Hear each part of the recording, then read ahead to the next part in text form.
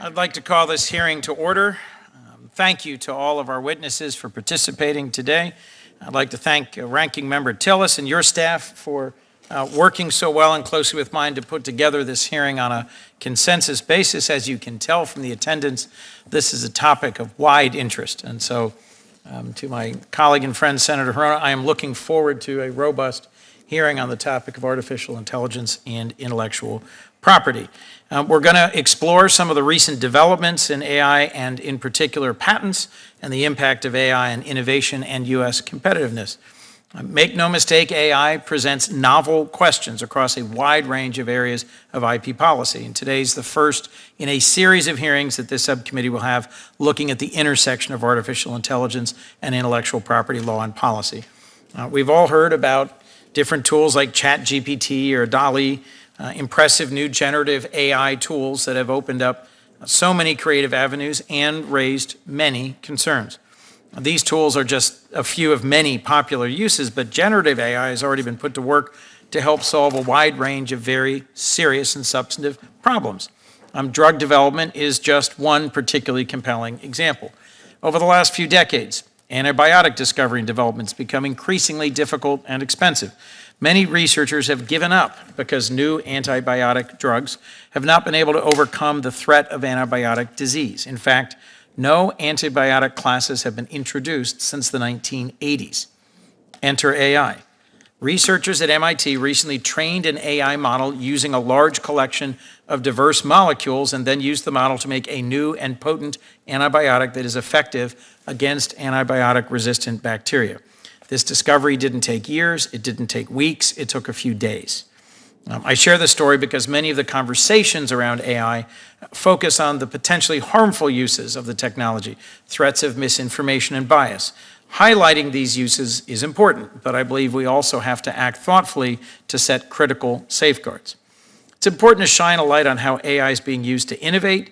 Drug development is one compelling example. Others include its role in efforts to combat climate change, to address our computer chip shortage, to create renewable energy sources.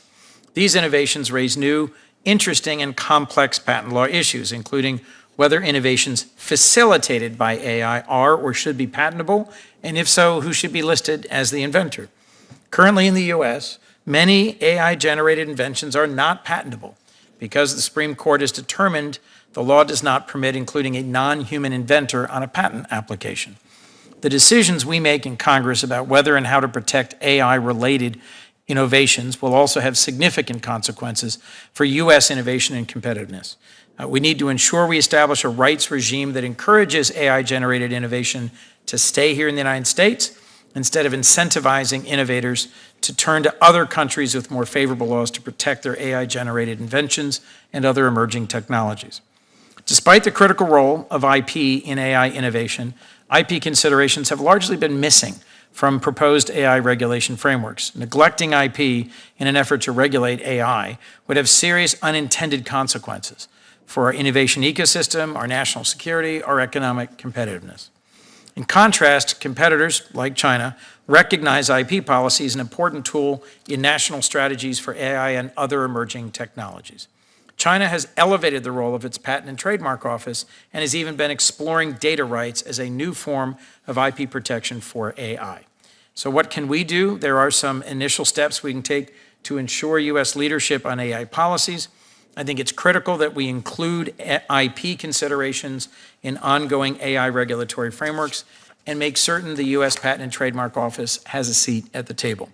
We should change our patent eligibility laws, and I suspect my colleague agrees, so that we can protect critical AI innovations. And last, we should consider whether other changes to our patent laws or new and unique protections may be necessary to encourage innovation in AI and emerging technologies. I am excited to explore these issues with you today with Senator Tillis's cooperation.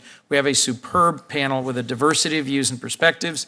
You will, I suspect, find 5 minutes, a bracingly short period in which to explain them. We are grateful for your lengthy submitted written testimony and look forward to your individual summaries. But first, I'll turn it over to Senator Tillis before I introduce our panel. Senator?